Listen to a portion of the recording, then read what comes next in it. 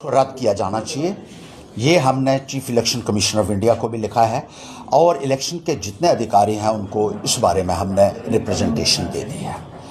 एक तो बहुत बड़े पैमाने के ऊपर धांधलियां हुई हैं, बैलेट बॉक्सेस के साथ, ईवीएम्स के साथ छेड़छाड़ हुई है, इलेक्ट्रॉनिक वोटिंग मशीन्स को टैंपर किया गया है, करप्ट प्रैक्टिसेस हुई हैं और ऑफिसर्स खुलकर भारतीय जनता पार्टी के कैंडिडेट का काम कर रहे थे। और साथ ही साथ जो सबसे बड़ी बात यह है कि उसको किस तरीके से इलेक्शन लड़ाई गई है बीजेपी की कैंडिडेट को ये समझने की जरूरत है। बीजेपी कैंडिडेट 2 एफिडेविट भरता है, एक 11 तारीख को जो कि गलत होता है, वो एफिडेविट आधा अधूरा होता है, उसमें बहुत सारी खामियां होती हैं और उसमें से पेजेस गायब होते हैं।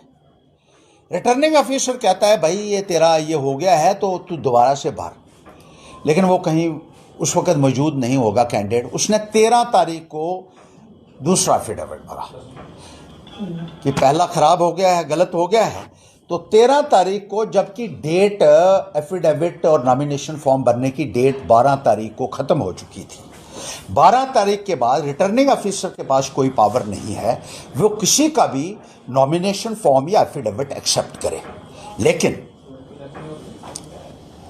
रिटर्निंग ऑफिसर ने उसकी जो पहले से ही उसके खिलाफ शिकायतें हमने की हुई थी, कोई बीजेपी के लिए काम करने वाला आदमी है, संघ से मिला हुआ आदमी है और उसको उसने 13 तारीख को वो एफिडेविट एक्सेप्ट किया, जो कि ईसीआई की वेबसाइट पे आपको साफ दिखेगा 13 तारीख को लोड हुआ है।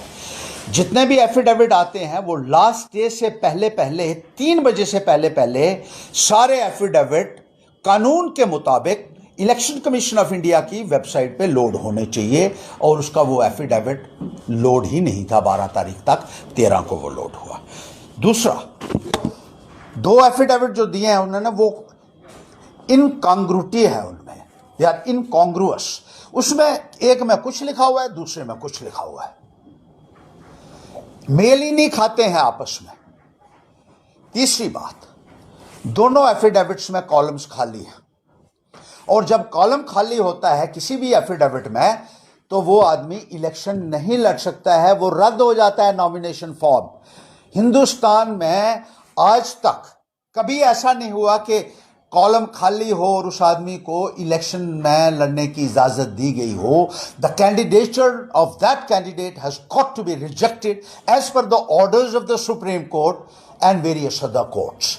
लेकिन कॉलम खाली होने के बावजूद भी उसको इजाज़त दी गई रिटर्निंग ऑफिसर द्वारा और उसको इलेक्शन में न केवल खड़ा होने की इजाज़त दी बल्कि उसको जो है पूरी इमदाद भी की गई। चौथा, नो ड्यू सर्टिफिकेट लेने पड़ते हैं विभागों से अगर आपने सरकार से कोई भी चीज़ जो है वो ली है, और ख़ास तौर पर अकोमोडेशन अगर आपने ली हो सरकारी पिछले 10 सालों में तो आपको उसका ब्यौरा देना। एक एफिडेविट में ये बीजेपी का कैंडिडेट कहता है कि मैंने कोई अकोमोडेशन नहीं ली पिछले 10 सालों में, और दूसरे एफिडेविट में कहता है मैंने 2 अकोमोडेशन ली है, एक उधमपुर में ली थी, एक जम्मू में ली थी।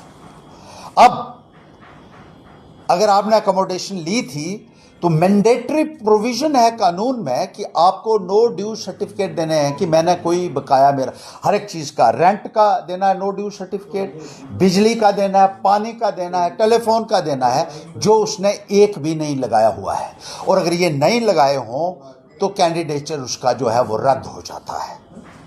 लेकिन उसके बावजूद भी रिटर्निंग ऑफिसर ने उसको खुली छूट दी और उसकी पूरी इमदाद की। कल्यूजन में एक फ्रॉड है जो मिलजुल के रिटर्निंग ऑफिसर और दूसरे अफसरों ने मिलकर बीजेपी के कैंडिडेट्स को जो है वो आगे लाने के लिए किया है, जिसके लिए उनके खिलाफ क्रिमिनल केस भी बनता है।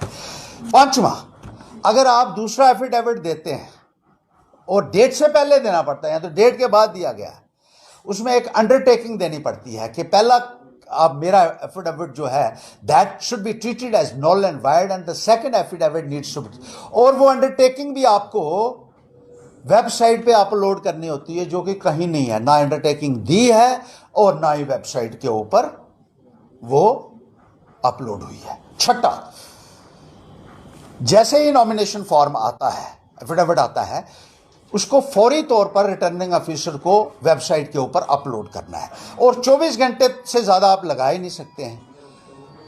आप कहते हैं 11 को इसने भरा और 13 को कैसे अपलोड हो रहा है फिर? सातवां, जो तथ्य उसने बयान किए हुए हैं उसमें डिस्क्रिपेंसीज है, बहुत डिस्क्रिपेंसीज हैं उसमें। और 8वां, 12 तारीख को सारे के सारे फाइनल एफिडेविट्स जो हैं वो अपलोड होने चाहिए। रिटर्निंग ऑफिसर की जिम्मेदारी है, जो कानून में लिखा हुआ है, जो कानून की किताब में लिखा हुआ है। तो 13 तारीख को अपलोड कैसे कर रहे हो आप एफिडेविट को, जबकि लास्ट डेट 12 तारीख है? बहुत सारे ऐसे हैं। और इसके साथ ही साथ जिस तरीके से पैसे का और शराब का इस्तेमाल हुआ है, जिस तरीके से साड़ियां बांटी गई, जिस तरीके से पुलिस की गाड़ियों में शराब गई है, जिस तरीके से छतरियां बांटी गई, अम्ब्रेलाज बांटी गई, जिस तरीके से सूट बांटे गए, जिस तरीके से कच्चे बनियान बांटे गए फूल की मोहर लगाकर, और जिस तरीके से झोले बड़े बड़े बांटे गए, और झोलों में क्या था ये आप अच्छे तरीके से अंदाजा लगा सकते हैं। ये इलेक्शन विशिएट हो चुका है। This election has got vitiated and this election needs to be struck down immediately by the Election Commission of India. We have represented to the Chief Election Commission of India, the Chief Electoral Officer and all other election authorities concerned that this election should be declared as void ab initio. If they do not do so, we shall approach the Supreme Court of India and we will ensure that this election process is struck down and fresh elections are held in Chennai constituency at the earliest. Not only that, we seek stern civil and criminal action against the officers who have colluded with the BJP candidate to ensure his victory, who have accepted his nomination papers in violation of the directions laid down by the Election Commission of India and the Supreme Court. Even the directions of the Supreme Court of India have been violated with impunity. इसलिए हम ये मांग करते हैं कि ये फौरी तौर पर इसमें कार्रवाई हो और उन अफसरों के ऊपर गाज गिरनी चाहिए जिन्होंने जमहूरियत के साथ एक भद्दा मजाक किया है और इस तरीके से भारतीय जनता पार्टी को कैंडिडेट को गैर कानूनी तरीके से मदद की है।